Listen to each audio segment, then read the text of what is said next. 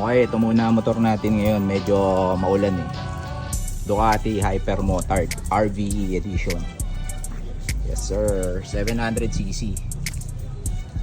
Okay, ikot-ikot natin to sa C5. Tapos tignan natin kung ano magiging performance ito. Ako mismo natatakot ako dito sa motor na to kasi ayaw nito ng mabagal-bagal lang eh.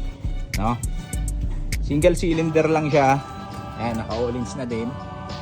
Tapos Brembo na mga calipers.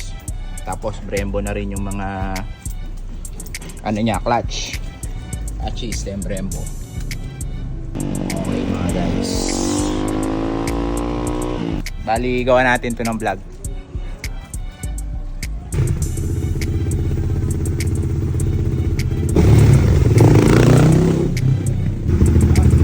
Buong detalye sa Duterte Show YouTube. Don't forget to like and subscribe.